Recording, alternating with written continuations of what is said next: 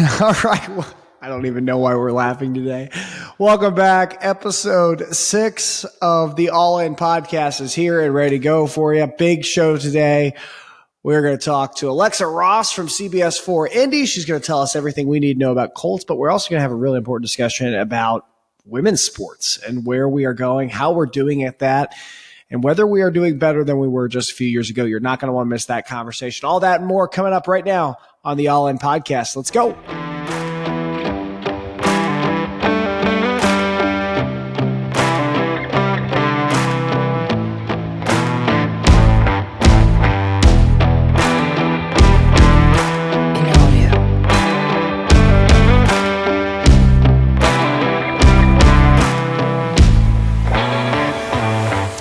Episode 6 of the All In podcast. We've been cooking. Great chat with Bozich the other day. Hope you all enjoyed that. That was a lot of fun talking with him. Great guy. Just all around 10 out of 10 guy. Home run. Always fun talking to him just about anything and everything. He's got a lot of stories. We'll have him back on. Really excited for our guest today. Alexa Ross will be joining us in a few minutes. We're going to talk to her just kind of about the Colts, what we thought about Anthony Richardson week 1. What's it like for her being on the beat? I don't know if you guys know this, she's one of 2 women in the entire Indianapolis area covering sports. And it's just nuts in a market like Indianapolis that there are only 2 in a number 25 market. Crazy, but she's a rock star. She's awesome. She's going to talk to us about just kind of what we see from the Colts so far in week 1. And then also she's going to tell us a lot about women's sports in general, how she covers them, how she thinks they should be covered, and just kind of how we're doing as a society at cheering for and supporting women's sports, but also enjoying the competitive side of it as well. It's a really good discussion, one I think you guys are going to really enjoy. So stay tuned for that. We're starting the cold open today. We're going to talk about Anthony Richardson because it seems like everyone else in Indianapolis is this week. Anthony Richardson, week 1, just did a lot of really good things. 24-37, 223 yards, touchdown, and interception, and 1 rushing touchdown as well. You know, I think Sunday, if you watched a lot of football on Sunday like I did, you watched a lot of the quarterbacks. Wasn't great. Wasn't that great at all. In fact, I thought the quarterbacks on Sunday looked, top to bottom of the league, average at best. And that's not going to hold over, right? You know, Patrick Mahomes is going to have great games this year. Josh Allen is not going to look like he did against the Jets on Monday night this coming Sunday. You know, it's going to evolve. It's going to change. Quarterbacks are going to get better. Everything's going to find its rhythm here. It's just week 1. You know, there's going to be struggles. There's going to be penalties. It's week 1. Quarterbacks who are the top quarterbacks in the league are going to move back up to that upper echelon, and quarterbacks who are not top quarterbacks in the league are going to move to the bottom echelon. When I say echelon, I don't know about you guys, my ADD brain here. I was thinking of that Jim Irsay interview from a year ago where he's like, we want the upper to be the upper echelon of the upper echelon. And he said echelon over and over. I don't know if you guys remember. Anyway, beside the point, back to Anthony Richardson, Griffin. Okay. Anthony Richardson did a lot of good things on Sunday. One of them you won't see on a stat sheet. A 21-year-old came into Indianapolis, came to take over a franchise that has struggled to find a quarterback for the past 6 years since their star quarterback, franchise quarterback, surprisingly retired and shocked the world by doing so. Anthony Richardson comes in and looks comfortable. And I think just put yourself into modern day shoes. You know, you take a new job. You're presenting your first big presentation in front of not only your boss, your boss's boss, but also everyone at the company. There's going to be some nerves. You're going to not maybe look comfortable, right? Most of us aren't comfortable in that situation. On the biggest stage of his career, Anthony Richardson looked calm as could be. His passes were phenomenal. He looked poised. He looked comfortable in the pocket. He looked comfortable running out of the pocket. For a guy whose biggest complaint about his NFL readiness coming into the NFL draft was his lack of accuracy, he was one of the most accurate quarterbacks on Sunday. In fact, Pro Football Focus keeps this really cool stat. It's it's like a different percentage. So it's not their actual completions percentage. This is the percentage of targets that were aimed on target. So basically what they're saying is it's passes that were not caught that weren't necessarily the quarterback's fault. Anthony Richardson had according to that statistic, a 78% adjusted completion percentage against the Jacksonville Jaguars in his first NFL game this past Sunday. Look at the rest of the quarterbacks who threw on Sunday. That's better than just a couple guys to name who Anthony Richardson had a higher true completion percentage against.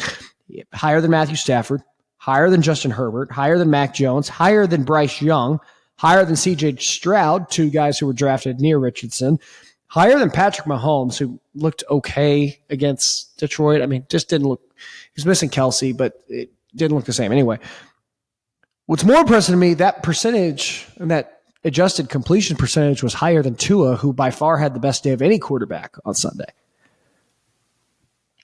Not enough for you. Let's keep talking about it, okay? Let's look at some more stats. Okay, total offense, he was 29th of 37th quarterbacks. Not great, but Bryce Young was last. Bryce Young was last of total offense according to quarterback rating, according to Pro Football Focus. So he's looking better than the number one pick in the draft.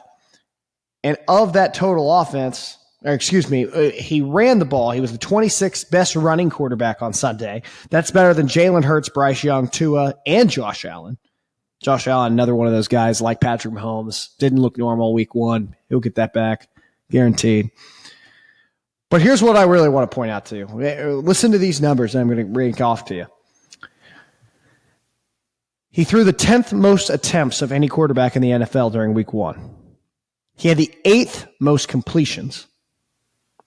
He had the 14th most yards, 15th most yards per attempt, and he had the 16th highest completion percentage. Now, some of you are sitting at home hearing those numbers, and you're like, right, yeah, Griff, those are all pretty average. And that's my point. Week one, Anthony Richardson, 1 touchdown, 1 interception, 1 rushing touchdown, 223 yards, 24-37. In a way, he was described on the NFL standard for quarterbacks as average. And Colts fans, that's what you need out of Anthony Richardson this year. In fact, that's not what you need. That's what you want out of Anthony Richardson this year. Keep in mind, this is a guy who had 13 starts in college football before coming into the NFL. There were more question marks on Anthony Richardson's resumes than there were exclamation points. We had no clue how this guy would adjust in the NFL, if he would even adjust at all. His biggest problem coming into the draft, accuracy. I saw a quote today in the Indy Star. One guy said, he can throw from here to there, but he's going to need a GPS to do so. I don't think he needed a GPS on Sunday. Like I said, 78 adjusted completion percentage. His balls were on target. In fact, a couple of them, his tips, passes, and a couple of those incompletions were actually more to blame on his receivers than anything else. A receiving core that, might I add, your best receiver is Michael Pittman Jr. I wouldn't say you have one of the better receiving cores in the NFL. Oh, also, Anthony Richardson, you think he had pressure. His star running back isn't playing for the first at least 5 weeks of the season. So where the lights shine brightest and where he had every excuse not to be at his best, being his first NFL start, no star running back lining up next to him, an offensive line that has been hit or miss, and a wide receiving core that is far from the best in the NFL, Anthony Richardson looked average.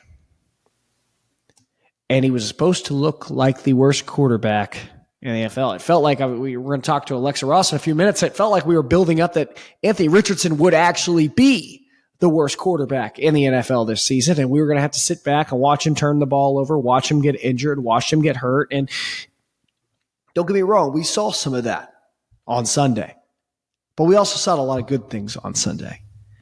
And so here's what I'm going to take away from you. Excuse me.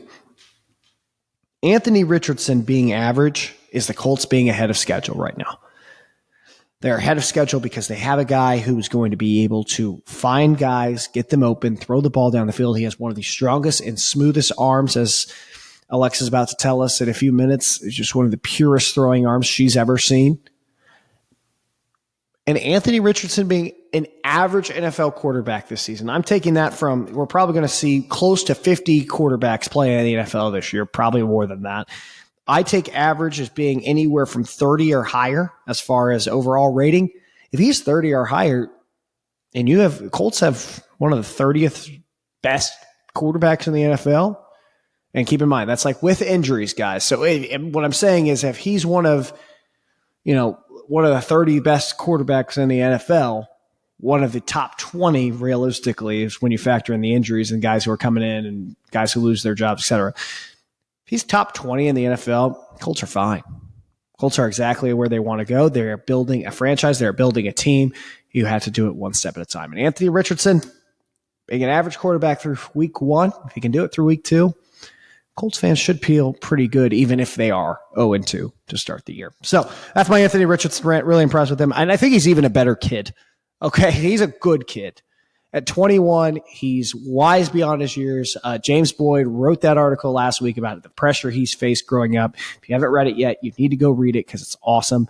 It shows you just why he's that mature and why the Colts should be excited about the guy they have lighting up under center. So now to get to our conversation, Alexa Ross from CBS 4 and Fox 59 Indy. Let's talk to her. All right, joining us now on the All In podcast, it's Alexa Ross. She's a lead sports anchor reporter for Fox 59 and CBS 4 Indy, but she's also the Indianapolis Indians MC. So if you've been to an Indians game this year, you most likely saw. I've been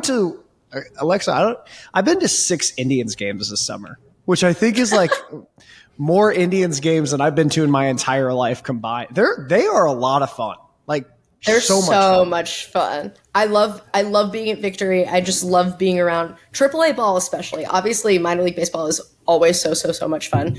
But there's something about AAA ball when you have guys coming down to rehab and guys coming up and just like the bigger stadium and things like that. It is just so much fun. So to kind of just like have this experience and be in the rotation this summer has been awesome. I have one more game next week for the final homestand, and I can't believe I'm saying goodbye to summer and baseball season, but so much fun. I highly recommend spending your last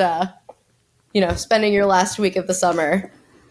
But last week of fall, it kind of like it feels different outside. Oh my gosh, it's like officially. I love this like in between summer and fall where it's like you can still wear a t-shirt but like jeans, and then once it's like to full, I feel like Indiana jumps from like it's like that for a week and then it's 30 degrees and nowhere in between. I would like that in between time a little more. We got pretty lucky last year, especially during high school football season. There was only one day where I was like, this is unbearable. I hate this. So fingers crossed we get another good one because I cannot do that again. I really cannot do another gross, crazy fall for sure. Well, I appreciate you coming on because I know this week and like this just next 8 weeks in particular, you got high school football in the full swing of things Friday night. You got Indiana, Purdue, Notre Dame on Saturday. And if that's not enough, then you get to do a nice 12 to 14 hour day with the Colts on Sunday. So I appreciate you making time for us. I guess now that we're kind of in the full swing, Colts kicked off this past week of just full football season. For listeners at home who don't understand what that's like in the life of somebody who works in the local TV business, just walk me through kind of your schedule, what the craziness is like, and just why you love that. Because I think people sometimes look at us and what we do on the weekends in the fall and think you guys are absolutely nuts. Oh my gosh. I mean, an NFL game day is easily like one of my favorite things about the job. I mean, it depends on where we are, if we're traveling or if we're home. But if I'm home, we have a pregame show that airs on either Fox or CBS, just kind of depending on which station the game is on. But we will have, we'll have my bosses at Lucas Oil and one of us backing up or one of us down there with them just kind of to be around it. And you go down there, you get up in the press box, you eat some great food, and you just watch the game and you're taking notes, you're live tweeting, you're doing whatever it is that needs to be done as you kind of find the storylines and kind of see what you want to do and talk to. And obviously what you think you might be doing when you like walk in the door that day isn't always what ends up, being the case. But I think this one was extra exciting because the season opener was at home. You have Anthony Richardson, all of that. So, we do all of that. Game comes to a close. You go downstairs, very, very bottom, the bowels of Lucas Oil for press conferences. locker room availability, talking to the guys just about the games and things like that. Obviously, last week, a lot of conversation about Anthony, which is, to be expected. And then coming back, putting together post-game stuff, and then having a Sunday night off. So, it's the grind never stops. It's so much fun. I think fall, I always say like, oh, if you need me, don't. But it's just such a, I love it because it's just, oh, this is what we are doing this for. This is why we, these like game days and the days that are filled with all this stuff. And a Sunday is my Wednesday. So it's like, I don't have that like getting over the hump thing. It's like, oh, I love this. Like, this is the best day of my week. So, it's a ton of fun. I think this is going to be a really fun football season for sure. I have a lot of, regardless of wins and losses, I think we're going to have a lot of fun this year for sure. So when you go in, let's say Colts play at 1:00 on Sunday, when do you get to Lucas Oil? And then what time are you leaving Lucas Oil, or leaving the station and being done for the day? Yeah, so it depends on if I'm backing up the pregame show, obviously, just in case, something goes wrong and our live units that get the footage from the camera to the TV, go blank. I'll be at the station ready to do that. This week I did not do that, so I went with my bosses. We went down early. You get there at like 10:00, and then I'll leave depending on if the game goes long or if it's a quick one. I think we left Lucas Oil at 6-ish, and then I left work at like 8. So I did I got back, put together my stuff, and then I was done by 8. So it's a long day, but it's like a 10-hour day. But those are, like I said, those are the days that those are the days you live for. So, and I have great road trips this season too. Of the how we divided our road trips. I get Cincinnati, which will be fun to see Joe Burrow in the flesh, because who doesn't want to see Joe Burrow in the flesh? Yep, and absolutely. Titans. And what's more fun than going to Nashville? Not much. So it's and I went to Buffalo for the preseason game for Anthony's professional debut, which was very, very cool and very fun. And I'm, very excited just kind of to see what this season holds. Like I said, you never know when you walk into a space like this, and a new coach, new quarterback, new all of it, how it's going to go. But I think that the people on the beat are wonderful. They make it so, so much fun, whether you're at practice or you're in the press box or, just in the locker room waiting for people to be ready to talk. These people make it so, so much fun. I think I've been super blessed to be on this beat because everybody who is on the beat is awesome. Everybody is so knowledgeable, so smart, so kind, and hysterical. We are all always laughing. It is such a good time. So, work is a lot easier when you have days like that surrounded by great people. And I always felt like football games in particular, because football is just long and the lead up and the exit is long. I always felt like those 10-hour days were always felt 10 times quicker than the 8 hours in the summer when you're in the studio just prepping a sports, just getting a sports cast out. When you're just sitting there and you're just waiting for that clock to run. It just, can we get to 10:45 already? It's just, can I please be on TV now? I need to just go on TV at this point. No, it's for as long as the days feel. And that's how I feel about the 500 too. I work truly a 14, 15, 16 hour day, the day of the 500. And it goes like that.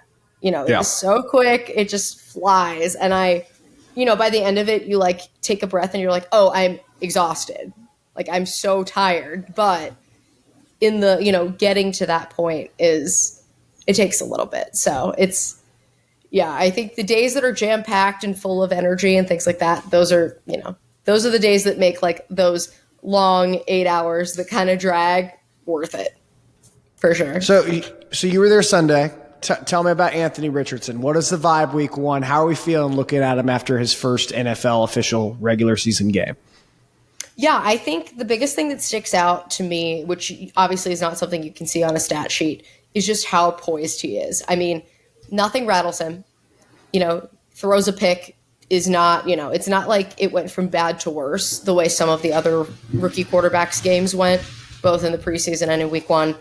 Because you fully can, have that one mistake and then just go entirely off the rails. And that's not how he has been operating, which has been really nice to see because he just turned 21. Like he's so young. So to have that professionalism and poise and the ability to just be like, okay, next play. There are guys who are a lot older than him who can't do that, who have been in the league longer. And, but then you have all of the athleticism stuff. It is very much as advertised. Watching him take off is equal parts terrifying and exciting because he's so athletic, but he's so young and still needs to learn how to not take lower body hits or to slide and things like that so that he's not putting himself in vulnerable positions, which I think is a learning curve for a lot of these like bigger mobile quarterbacks.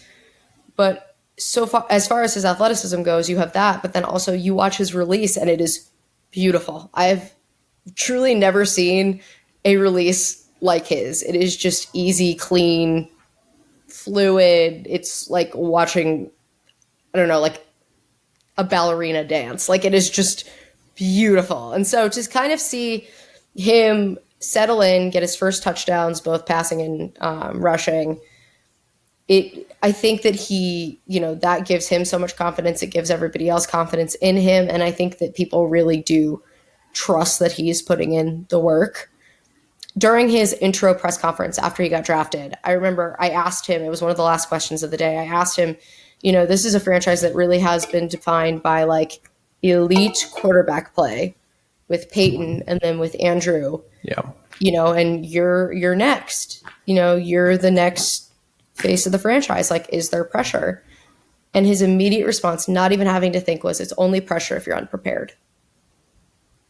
And it's just, wow. And I think that I don't know if I would come up with that answer at 21, but I'm glad he does. I know. I was like, okay. And he's like, there's like a Mount Rushmore of great quarterbacks who've been here and I just want to be on the list, and the idea of getting in that preparation and getting all of that stuff done. I mean, on Players' Day Off, he was in and he was working and he was going over the playbook and he was with his coaches and talking to people. And because he didn't, because pressure only comes if you're unprepared. And I think he's doing everything he can to be prepared and to kind of shed the label of like, the doubt that people around the league might have about him. We were talking in the cold open, you weren't here for this, but I was kind of saying how it looked to me as in a day where, let's be honest, Sunday, all quarterbacks looked not great. No quarterback really looked great week one outside Tua. And if you look at the stats and you look at the in-depth stats and like the true, there's the completion percentage that's adjusted for wide receiver drops, if they actually caught them, that they were thrown on target, all that. He actually looked to be an average quarterback in the NFL on week one, which I think for the Colts, him being just average is them above, like ahead of schedule. You're not having to deal with the growing pains. I mean, I think a lot of people came into the year. I was talking to James Boyd last week and it's like, what's a win for this team for Anthony Richardson week one? And Boyd said like one touchdown and maybe just one turnover. And he comes out, he throws one, he runs for one. He has the turnover late that, debatable on who should have been there, but the throw looked good. I mean, it wasn't a bad throw either. So bottom line, it does look like to me, and I'm curious if you feel the same way, it looks like he is maybe better than we were led to believe he would look kind of leading in through preseason. Yeah, I think so. And I think a lot of that, obviously we're going into week 2 now. So, we cannot be, I'm not going to too hype. Yeah, I'm not going to put too much hype on it, but I do think of the rookie quarterbacks. I think that there's like some sheer talent, like some untapped raw talent that is, so long as he continues to be molded by Shane and, the guys around him, I think we're going to be in a really good position to see the Colts do well in the future. I mean, like I said, I couldn't even begin to tell you what I think the record is going to be this season.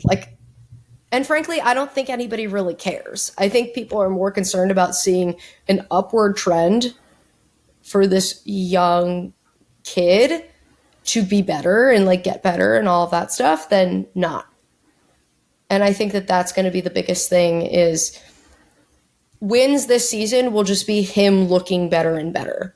and being more comfortable and connecting with the offense. And, there not being any kind of doubt that he can lead a team in his young age and also his rookie season. I was telling James Boyd, it reminds me a lot of Jalen Hurts his first year. I know you're a Philly person, so I'm going to bring up Jalen Hurts because I figured we were going to get there anyway. For sure. Philly didn't look great that year, and Jalen Hurts didn't look great at the start. But you just saw every week his confidence kind of just went like this. It just angled up, and you could tell hey, they're not good right now, but they're going to be in a year or maybe 2 years. It feels like the Colts kind of have that same vibe with AR, and it feels like even though it's week one, we're trying not to read into it.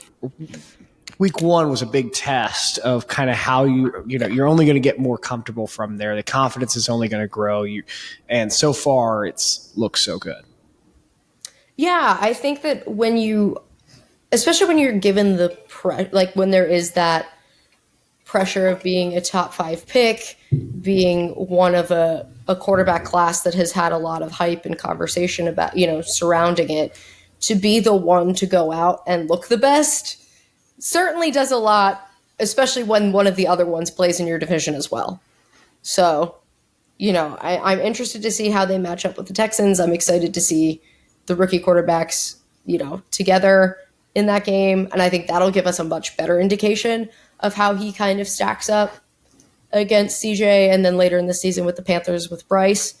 So, I think that so long as he maintains that composure and that poise and all of those things that we have seen flashes of, I think that they're going to be in a really good place. And I think that you can't expect him to be perfect from day one, because that's just it's not feasible. You can't do that. So to have him at least settle into himself and, only have one turnover and, be really aware of what he can do and just be aware that he has guys who trust him and he trusts his guys, that makes a whole world of difference. You bring up the Houston game, and I think this one maybe, I don't want to say is easier than week one. It's the NFL. There is no easy week at all, but you are going against a team that's also in a similar position as the Colts, rebuilding, looking to reload, looking young quarterback. I guess you bring up the comparison of the C.J. Stroud, Bryce Young, Anthony Richardson, and those 3 guys, when you're drafted that close together in the same first round, you're going to get compared constantly throughout your career. It's just going to happen. Is it fair of us this early in their career to kind of sit back and just week by week go, oh, which one's better? Who's Bryce looked better this week than AR did? Is it fair of us rather than rate them individually? How would you go about doing that? I mean, I don't think it's ever fair when you're putting guys head to head like that, especially guys in the same draft class, just because there are so many variables of your offensive line, the weapons you have, the people you're going up against, all of that. That being said, though, the comparisons are inevitable.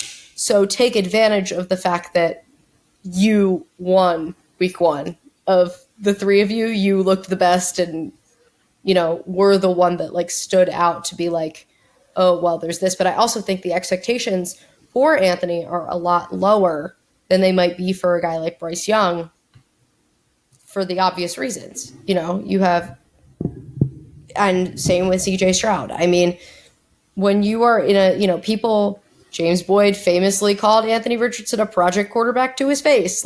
We all remember that. And so when you have the expectations so much lower, there's only going to be room to surpass and to impress people and things like that. So I think that they're at least going to be compared against each other for the first couple of weeks. And then when they play against each other, for sure. But I think once this next crop of quarterbacks comes in this upcoming season, they'll start to kind of dissipate the comparisons against each other. I think CJ and Anthony will be compared against each other for a long time, though, just because divisionally and being drafted in the same class. I think that one will always kind of be there. But, it's week one of their professional careers. There's a lot of football to be played, and there's a lot to just kind of take in. And I think it's going to be really exciting. I really do. I'm really looking forward to this season as a whole. So preseason was kind of juicy for the Colts, I guess you could say. You had Anthony Richardson tonight, but the center was, of course, Jonathan Taylor. Maybe not even Jonathan Taylor, maybe more Jim Irsay and Jonathan Taylor's agent was where the real drama was lying between, because I feel like we heard plenty from both of them and maybe not enough from JT. For you this summer, going to Westfield every day and kind of constantly wondering what's going to be the news we're going to get today. What has this Jonathan Taylor saga been like for you? And just kind of watching the highs and lows of it to now walking into every week. Is he going to play? Is he not going to play? It just that kind of fun stuff. I love the cat. Cat wants to talk about Jonathan Taylor as well. He's not very happy about it either. But just kind of what has this saga been like? And for you as a reporter, kind of, I mean, I've seen you guys on Twitter asking Chris Ballard questions that it seems that even Chris Ballard doesn't have the answers to right now. Nobody has the answers, and I think that's what's so interesting and frustrating about the situation, because there are so many questions with so few answers. And I think that after last season, after like the 5-week hurricane that was like benching Matt Ryan to hiring Jeff Saturday, nothing is going to surprise me anymore or be as frustrating as that. That being said, I will always be on the side of labor in situations like this. I do think that no one is making the situation. I don't think anybody has made the situation better. I think that a lot of people are wrong in a lot of ways. And I think that it's upsetting because, during Jonathan Taylor's league rushing leader season, it was pulling teeth to get him to talk about himself. Like he was always, the team, my offensive line, coaches, whatever. It was always about someone else.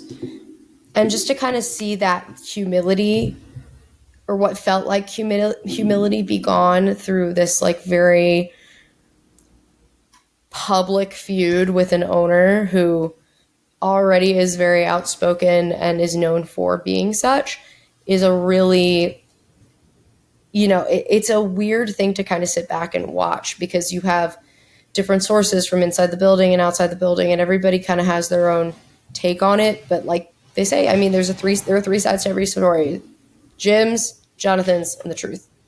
And we're not going to know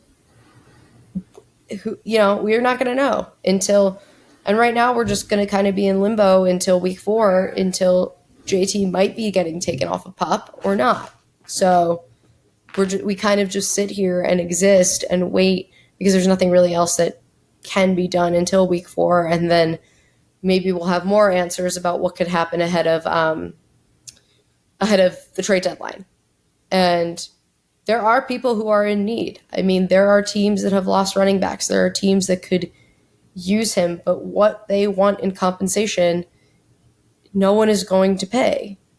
So I feel like a lot of them granting him the ability to seek the trade felt very much like a calling his bluff, of being like, oh, you think you're worth whatever? Fine, go see what you can get. And it just feels like it's two parties that are both kind of set back and said, we're going to be as stubborn as possible on this. And we're not, and you're just not going to get a resolution when you got, I mean, Irsay does not want to set the standard for what running backs are paid for the next 5 to 10 years. And Jonathan Taylor believes he needs to be the standard of what running backs are paid for the next 5 to 10 years. Because, I was telling James last week, it feels like Jonathan's standpoint is, whatever I decide to do here is not just going to affect me and my life and what I do and the guaranteed money I have. It's going to affect a guy like,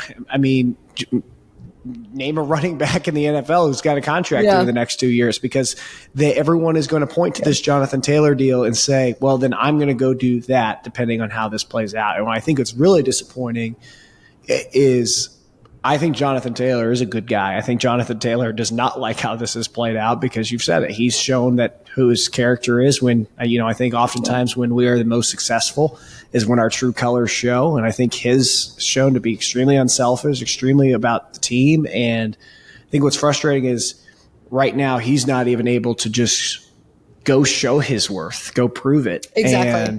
And I think that's the frustrating thing as well. Yeah, losing that time. I mean, being on PUP and losing the first 4 weeks of the season, you're inherently putting yourself at a disadvantage because you're not, you can only prove your worth if you're doing things, and he's not doing anything. And so that's I can only imagine how frustrating that is, because it's like, oh, well, you need to go out and figure it out, whatever. Just you need to be able and ready to do this. And how can you do that if you're hurt? Which then goes back to well, how hurt is he? What's actually going on? Because we're never going to know, because what his ankle procedure was a cleanup surgery.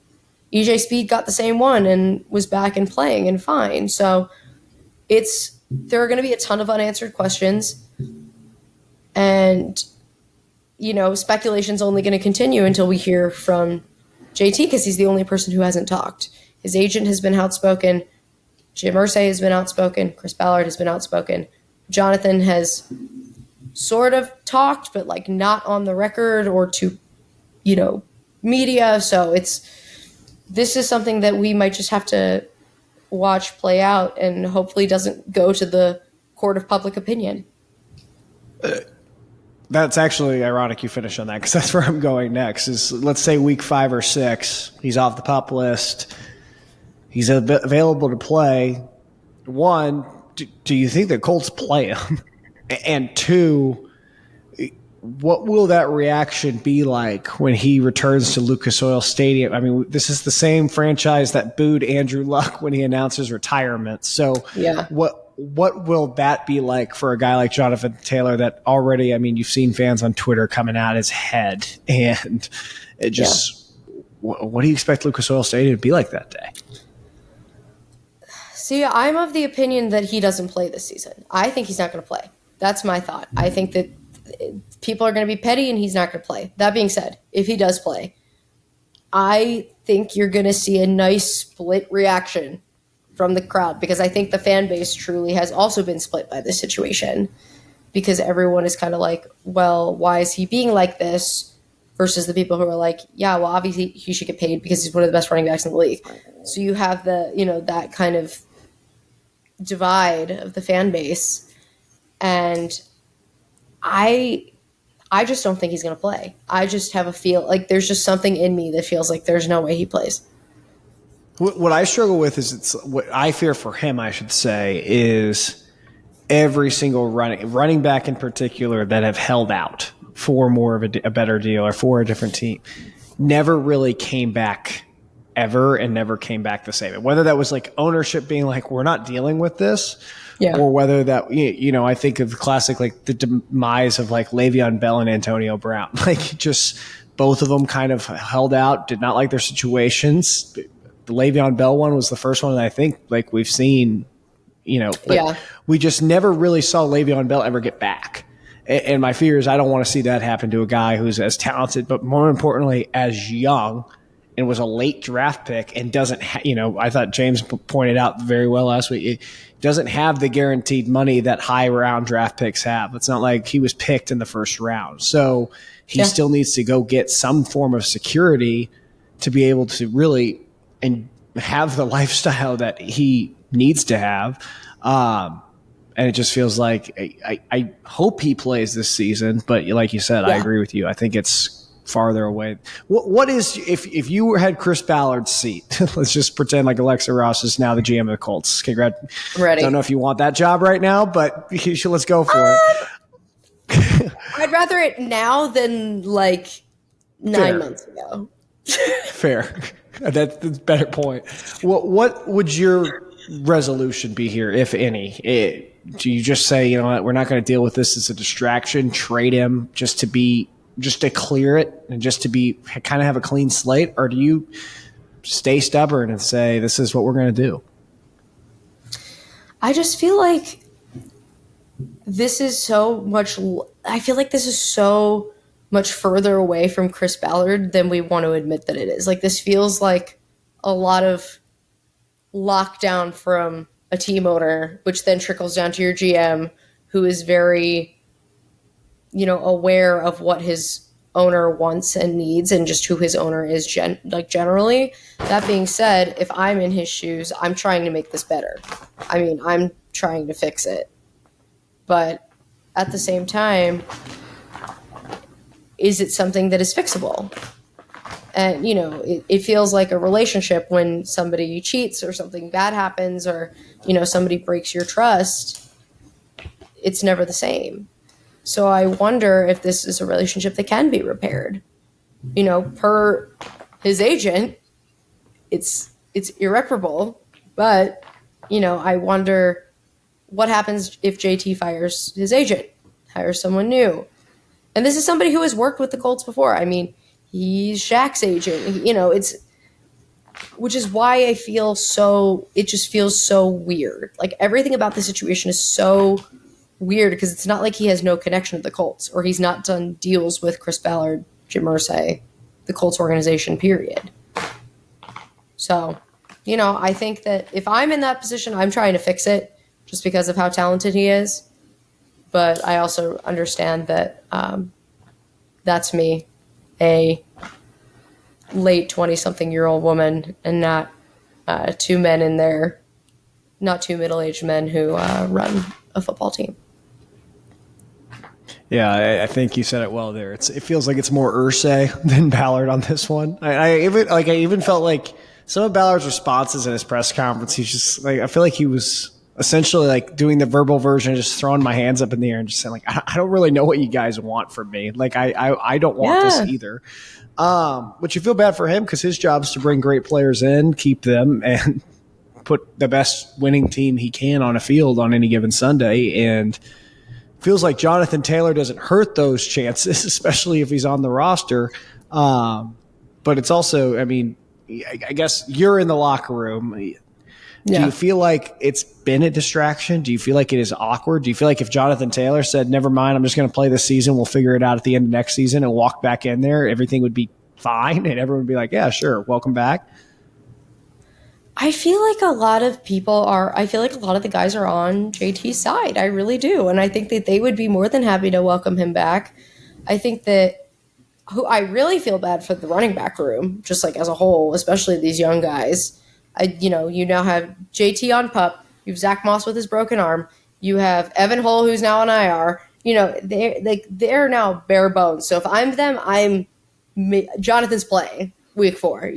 You're at a point where you really don't have a choice. Like you are now very much bare bones with your room. And I feel bad for the Colts running back coach. I mean, he came in, accepted this job, knowing that he'd have an elite back that he can work with, and then this happens. Like, how jarring is that? You know what I mean? I mean, you're like, yes, I have one of the best guys who can be in a backfield, all this stuff, whatever, for it to not work and for it to not happen. So it's just such an interesting situation, especially the way that injuries have played out among the running backs. It certainly helps that you have a mobile quarterback, so you don't need your backfield to be super stacked the way they have needed them in the past in the Carson Wentz, Matt Ryan, Phillip Rivers era. So, I mean, the whole situation is really frustrating to watch just because that this was a completely avoidable situation. And I think that's the thing that sucks the most about it, is that like all of this could have been avoided if people didn't get petty on Twitter. Yeah. It's X now. We're calling it X. It's always awkward whenever I bring up a tweet on the podcast. I'm always like, did you guys see that? It's like, oh, it's not Twitter anymore. That post on X? Like, what? I feel like we're still going to call them tweets. I just feel like we're not used to that. Well, that's the thing. You go to twitter.com and it still works. So yeah, I still type in Twitter whenever I go to Google. I'm like, yep, still going here. I want to ask you about, I feel like we've talked about Colts. I want to talk to you just about, media in Indianapolis. You're obviously a big part of it. You've been a part of it now for a couple of years. It is amazing to me. I had to check this before the podcast to make sure. It is amazing to me. You are one of 2 female sports reporters in market number 25. Yeah. You got Angela over at Wish. So basically, every press conference you walk into, you were walking into a boys' club. I guess Yeah. I don't really Yeah. know what that experience is like being a male, but I can't imagine what it'd be like. I guess for you, what is that like? I know you're very open and honest about it on social media. Just Yeah. what do people maybe not understand just about what that environment is like and how uncomfortable it can be at times? Yeah, I mean, it definitely can be uncomfortable. Like I said earlier, I'm super lucky to be a part of this. Like, the people who are on this beat are wonderful. I've never felt othered or made to feel like I'm dumb or I know less or I'm less worthy of my job or position because of the people on the beat. Everyone has been wonderful. That hasn't been the case in the past. My last market was certainly not kind about that. And you have situations happen in your internships and in college and things like that as you kind of just navigate the world. I think the biggest thing, which is something that Taylor Tannenbaum, who used to work at WTHR, taught me, is if you are the only woman in the room or one of a few women in the room, make sure your voice is heard. Ask a question, be present, things like that. And I think that that's been really helpful. And I think that that has kind of helped me also feel more like I'm not on the outside looking in. It's when you're covering a bunch of different things, it's different. It's going to feel different than the people who are on the beat full time, who are, they're more hyper specifically working on, this, that, the other things, super specific stories, things like that. But to kind of just be around it and be a part of it, I think the biggest thing people don't understand is that, I have to work twice as hard to get the same amount of respect, which has been, it's been the MO for a long time. And any woman who works in a male dominated field knows that. It's not, just a me thing. It's, female engineers, women in STEM, all of that. It's when you walk into the boys club, you have to just kind of work twice as hard to be somebody who can be respected by their peers and just kind of be around it. And I think that being at this point in my career, 5 years in television and one of two women in the market, I have great female mentors.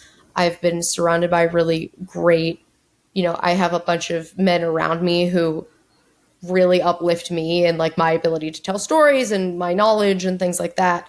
And that I think makes the biggest world of difference, because if you walk into an environment where you're not being supported, whether that's professionally or personally or, whatever, you're always going to feel like the imposter syndrome is always going to be higher. And I think a lot of people in television have imposter syndrome because it is such a weird job. And anybody who has done it knows that it is like this very weird thing that you do because you're just a person, but you're also a public figure and you're looked at as an expert in the community about whatever it is that you're covering.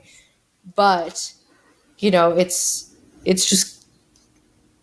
it is a very weird thing that when you're surrounded by people who make it easier, it's going to be infinitely better. And, when I came into the market, I was, there was a woman at every station, Olivia Ray at Wish, now at WLWT in Cincinnati, and Taylor at ECC Network.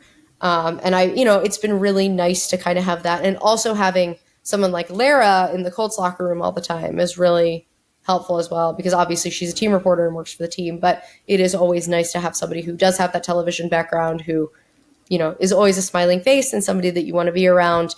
And there are a lot of women who do work for the Colts. So it doesn't always feel like, oh my gosh, I'm entirely surrounded by dudes all the time. I'm surrounded, their social media staff is predominantly female. They have women who work in production, things like that. And it's been really nice. And you also get to meet a lot of other people and women who are in your situation, just in different markets or, working for different entities, digital, newspapers, things like that. So it's been really cool to just kind of like build that network and be a part of that. But also, like, I cannot stress enough how lucky I am that this beat is so cool and that the people here are so friendly and so welcoming. And I have never been made to feel like I am less than or like I don't belong. And it does feel like it feels like we as a sports society are getting there. And I know Indy is better about it than there are, like you said, there are a lot of markets in this country where, I can say times where I've walked into a press box, whether it was usually an away game where I heard somebody say something, I'm like, ooh, like you can't be saying that in 20, you can't be saying that anytime, let alone, the society we live in now. And it's just, it's frustrating to hear. I guess for you, when you see how far we've come, where you say like, wow, there's like, on camera, it's not here in Indy yet, but the digital side, and there are female reporters in the press box, or female, social media people for the Colts. You mentioned Laura Overton and how much she's done for the Indianapolis area in the past few years. Do you feel like, I guess, as sports goes as a whole, are we getting closer? Are we getting better, or do you still like we still got a long way to go? Every day my answer changes, because there are moments where I watch the U.S. Open and I see all of these people just like enthralled by Coco Gauff and what she's able to do as an American teenager to win the U.S. Open, the first teenager to win, male or female, since Serena. It's very cool to see that, and it's cool. But then you see people talk about, and then you see like record numbers for like the women's national championship and, the women's Final Four and things like that, and the women's College World Series, all of those things. But then you see the comments underneath of people being like, oh, who cares, or get back in the kitchen, or, whatever other stupid stuff people have to say, because people obviously will just always have stupid stuff to say. But that being said, I think that the people who care and the people who like genuinely love sports, embracing it makes it easier for a casual fan. It makes it easier. You see the incremental increase of people watching the WNBA, women's sports, things like that.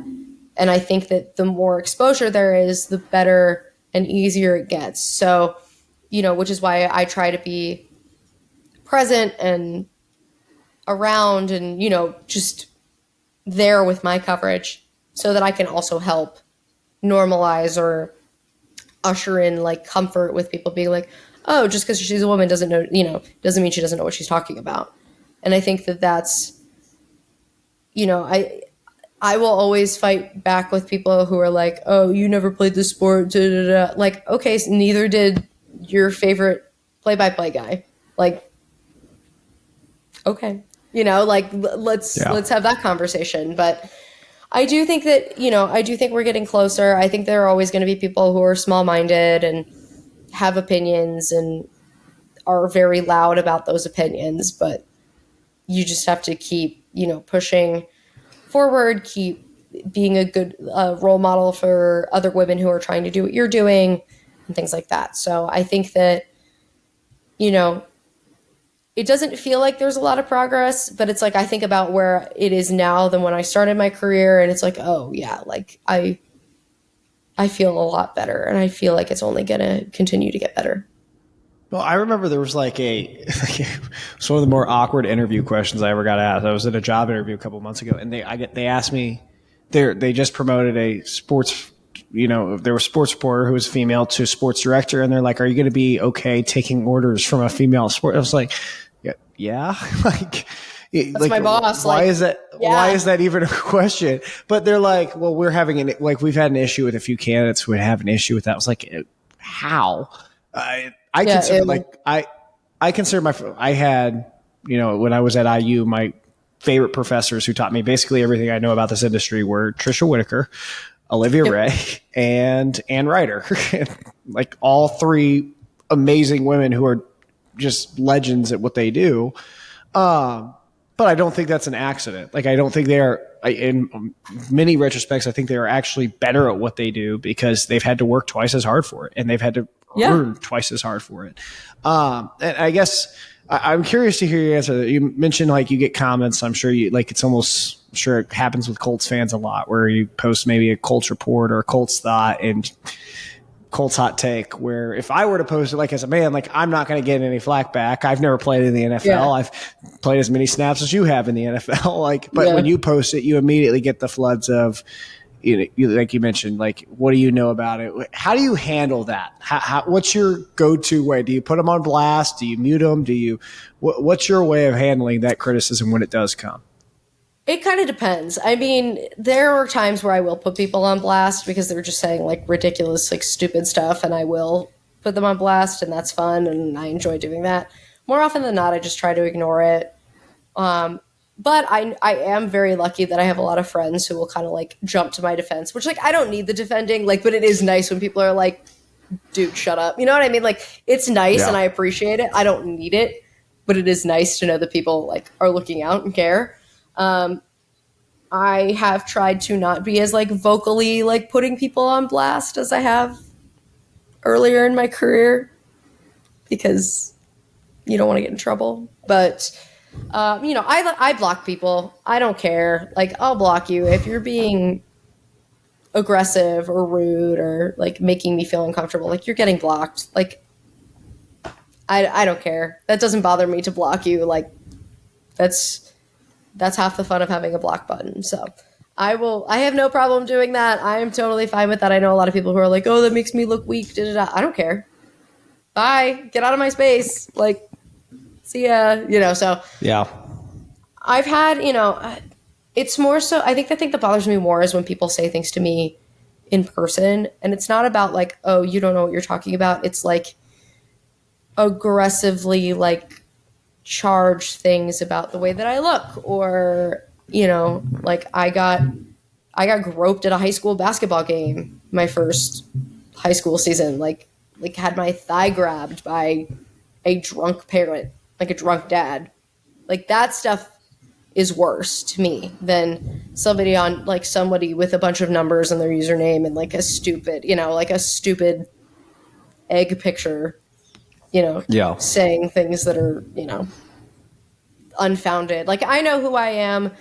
I know what I can do. I know what I know. There are people who trust me and trust what I say. And, those are the people that matter, not, a faceless avatar on Elon Musk's internet, like, okay, that's that.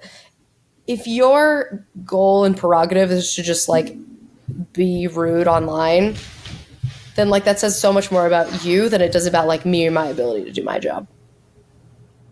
I want to ask you about, real quick, just a couple more. We're wrapping up, I promise. But I want to quickly ask about just the coverage of women's sports, because I think you would have an interesting perspective on it. And I was listening to I listen to Pat Forty's podcast every once in a while. He brought up something that I don't think we think enough about, is going back to the Nebraska where they sell out the stadium, like an awesome moment, like 90,000 strong. And Pat Forty made a great point. Yeah, it was awesome. And he's like, I love the attention it got. I love the social media attention it got. Pat Forty's pause. He's like, can anyone tell me who Nebraska played? And everyone on the podcast, like, no, we have no clue who Nebraska played. Yeah. And it's like, I'm trying to think of the best way to word this, but it's often like we are so enthralled, and like, casual fans are so enthralled by we're supporting women's sports. They actually forget like to get competitive about it. Like, they actually explore, like, they're just excited that like, hey, look at us. We're here. We're supporting. And it's more about the supporting than it's about like, we're here to watch like two teams who are at their absolute best compete. Yeah, it's like going to I used to be the Indiana women's basketball MC, and I remember like fans would be like, "Oh, we were so glad we were able to attend that game and really support them." And I was like, "Yeah, they were playing the number 10 team in the country and they upset them. Like, how about that? Like, we were like, if you were talking about Indiana men's basketball, you'd be like, yeah. Do you feel like we don't do enough of that? Like, it's more important, like, enjoy the competitive atmosphere as much as you're enjoying the supporting, and don't make it like you're this hero of supporting women's athletics if you're not seeing it from the competitive angle? Yeah, I think that's a great question. And I totally, and I agree with you. And I think that it's such a, I think that, and I see this a lot with the WNBA and just people kind of like, talking about, oh, well, there are people who don't realize that there are two super teams right now in the WNBA, that you have the Aces and the Liberty. There are people who don't realize that Indiana got the highest pick of the draft, got probably like the most highly touted college women's basketball player since Breanna Stewart, and will likely get the second most highly touted basketball player in Caitlin Clark next year. You know, it's like we look at these things, but it's about like the support for women's sports should be the same support that you're giving like your favorite NBA team or your favorite college, football team or something like that, where you're enthralled in the game and the players and who they are and what they're doing, as opposed to just like, oh yeah, like women's sports. Like I've made it like a really big point to be like, I'm like the only TV reporter who covers the Fever, which I love doing because I love the organization. I love the coaches. I love the front office. I love the girls. I love everything about this team, and I love the WNBA so much. And I grew up loving it. You have people like, you just have these incredible women who ushered in this new era of basketball to then kind of take a step back and people just kind of like have it be stagnant. But to know that there is excitement, which is why a lot of people talk about the Grace Berger pick at 7 this past year as like, she was picked too high. It's a PR pick. Who cares? Who cares? I don't care.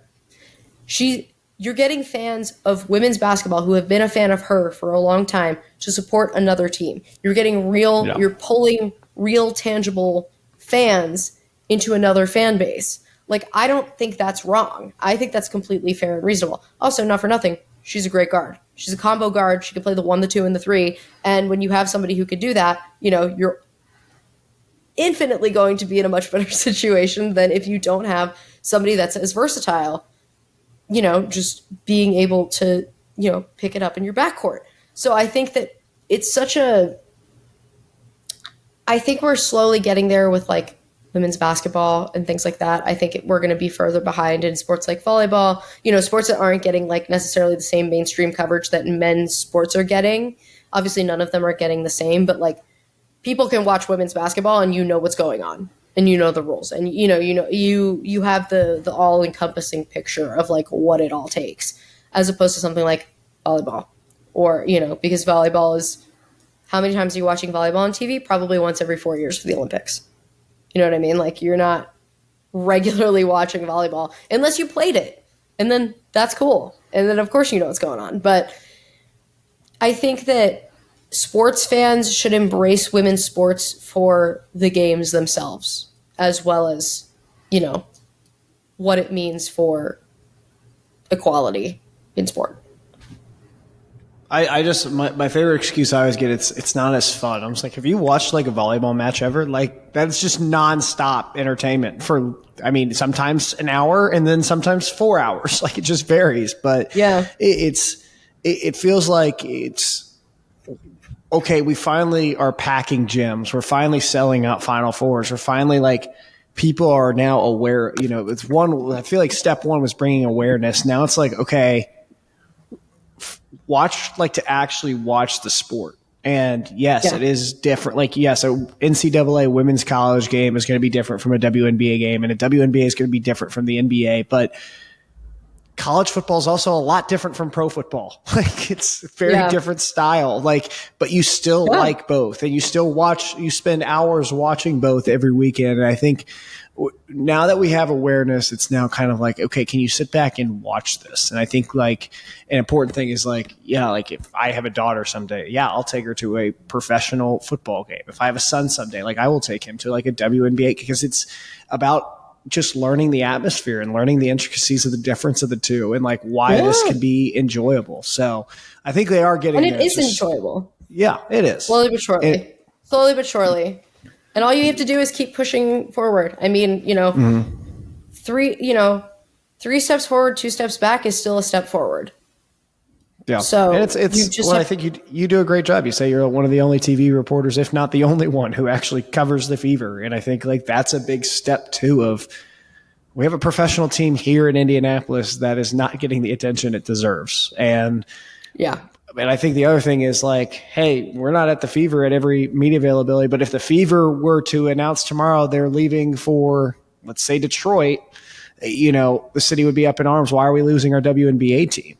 And I just think it's, it's a coin that they like to play both ways. I want to ask this final one. You've been in Indy. I know I know you've been a lot of places, but I'd just love to hear what have you loved about Indy being here? What's one of your favorite parts? And just, it's a sports town. So what have you loved about covering sports in this town? I love the sports in this town. I've fallen in love with IndyCar. I grew up in the suburbs of Philadelphia. I didn't know anything about racing. Like, are you kidding me? Yeah. Absolutely nothing. But to go through my first month of May, I was like, I'm enthralled by this. Like, I love everything about this. And I think it's just the people here are wonderful. There's so much to do here.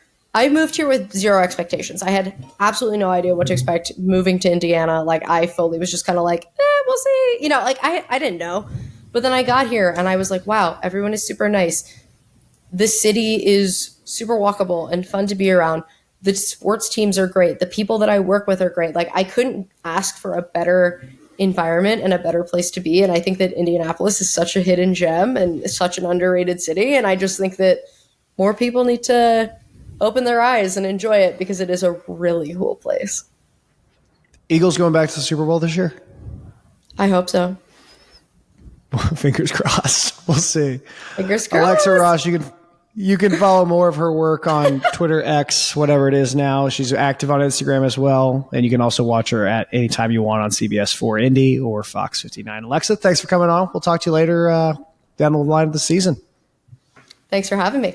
All right. Shout out to Alexa Ross for coming on. We appreciate her as always. We're definitely going to have her back sometime throughout the year. Appreciate the conversation we had towards the end there. Just women's sports is obviously very important, but it's also important that we acknowledge the competitive side, not just that we are supporting a sport that has not historically gotten a lot of support from fans. It's important to acknowledge the importance of competitiveness, the importance of caring what the scores at the end of the game. And heck, don't just go to a women's basketball game and feel good about going to it, even if your team loses. Cheer on your team and be upset when your team loses. That's what makes sports great. And if we're going to really, truly find that equality that we're looking for in women's and men's sports, that's what we're going to have to be able to find. So I appreciate Alexa for talking to us about that. Well, we will definitely have her back on the pod later throughout the Colts season. Appreciate you guys for listening as always. Reminder, you can find this podcast anywhere you find podcasts. Feel free to share it with your friends, get our listeners up. And if you have any feedback, find us on Twitter at Griff Gonzo. That is with an O. Griff Gonzo on Instagram as well. DMs are open. Would love to hear your guys' feedback. But until next time, I'm Griffin Gonzalez. Be nice to each other. Go make today the best day of your life. We'll talk to y'all later.